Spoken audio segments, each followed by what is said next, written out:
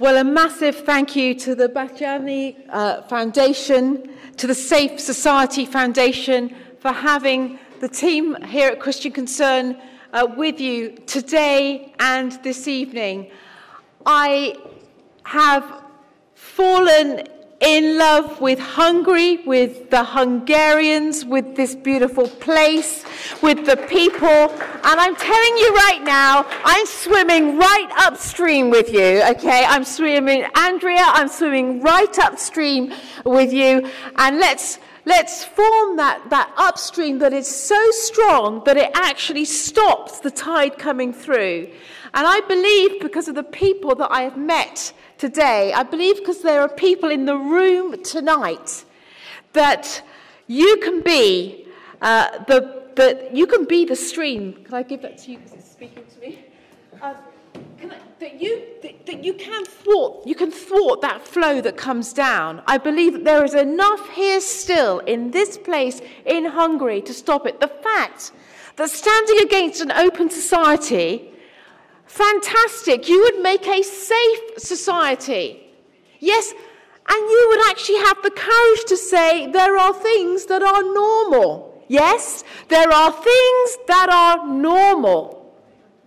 Things that are normal are things like we believe in life from the moment of conception to the point of natural death. Things that are normal are that we believe in marriage between a man and a woman. Things that are normal is that a mum and dad will look after their children. That is normal. That is sane. Once upon a time, the whole world thought that was normal and sane. When I qualified as a barrister in 1988, if you had told me that I would represent a doctor who would lose his job because he would not say on a medical form that a biological man was a woman, I'd have said that's insane. Such a thing could never happen in Britain. If you had said to me that a magistrate or a teacher would lose their job for saying that marriage is between a man and a woman, I would say that couldn't possibly happen in Great Britain. If you had said to me that student unions would be Christian unions would be thrown out of universities for saying that Jesus Christ is uniquely true, I'd have said that can't happen in Great Britain. If you had said to me that women will be raped in the name of another religion in Britain, I'd have said that can't happen in Britain. But it's all happened. It's all happened since 1988.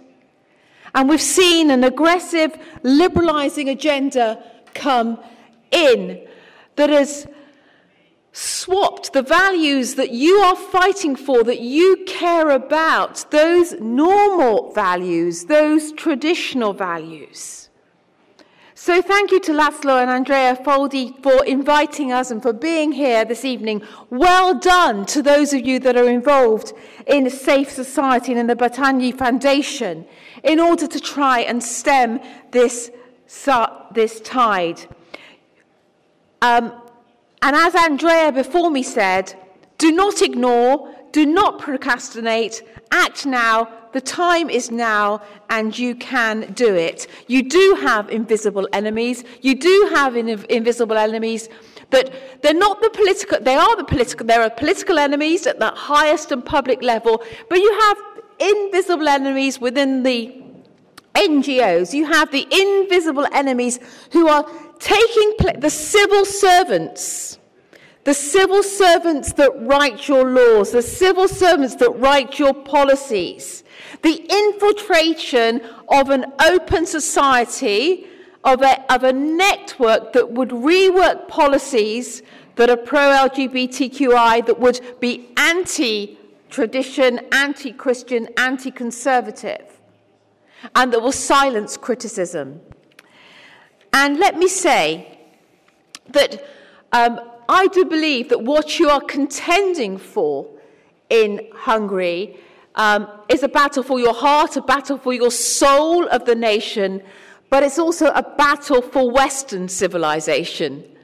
Because actually what has made Western civilization is our backdrop of Christianity, our backdrop of freedom, our backdrop of the innate belief in the dignity, the individual dignity of every single man and woman.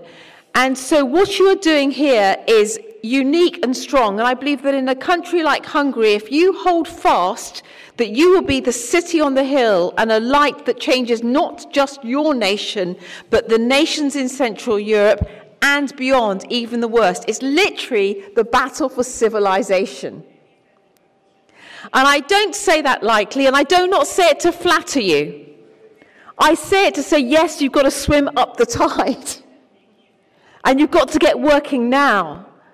Because if Britain can lose her way, you can lose your way very quickly. And I really want to commend you and say to you, do not lose your way.